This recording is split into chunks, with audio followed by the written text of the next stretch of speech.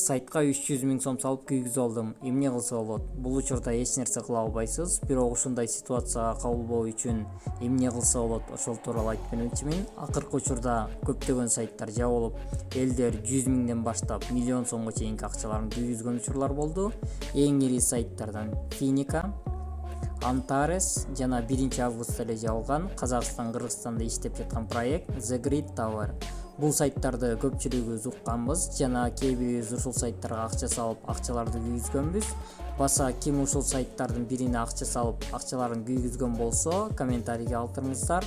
Эми мындан кийин ушундай каталарды кетирбөө үчүн эң алгач инвестиция кылуунун 3 эрежеси менен тааныша алсак, булар өзүнө жоопкерчилик алуу, кредитке, карызга акча алып, акчаны салбоо, акчаны бир нече сайтка бөлүштүрүп салуу. Эми ар бирине кененирээк токтолсок. Алгачкы эреже инвестиция кылууда ар адам өзүнө жоопкерчилик алганды билиш керек.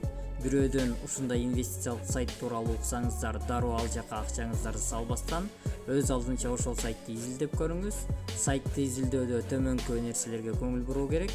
Процентине, авторуна, канча жыл иштегенине жана эмне менен акчаңызды көбөйтүп берерине.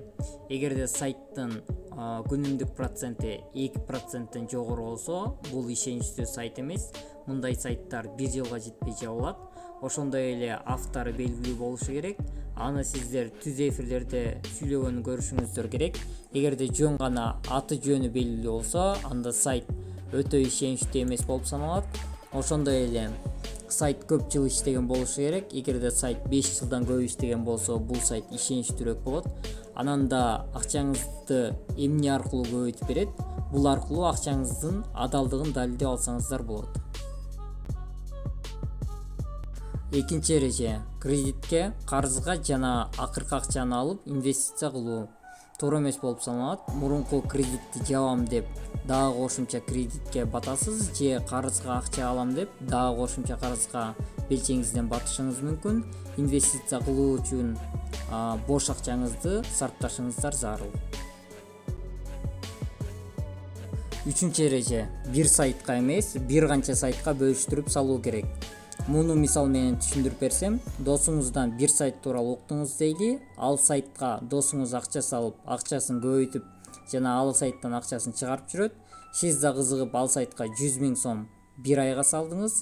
Эми ошол айда сайт жабылып калды. Бул учурда сиз 1 сомуңузду да кайтара албайсыз, себеби сайт жабылды, болду. Сиз эми эч нерсе кыла албайсыз. Ушундай нерседен сактануу үчүн бул акчаны 10 сайтка бөлүштүрүп салуу керек. Мындай учурда ситуация төмөндөгүдөй болот.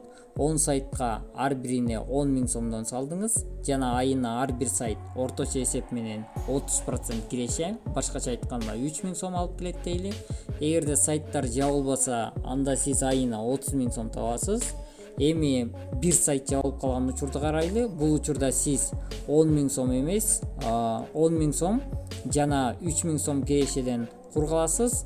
Калган акчалар ордунда калат. Ошондо өзүңүз салган негизги акчанын 90 000, киреше 27 000га айланат. Эми бул айда сиз 10 000 сомду дагы бир сайтка толуктап салышыңыз керек.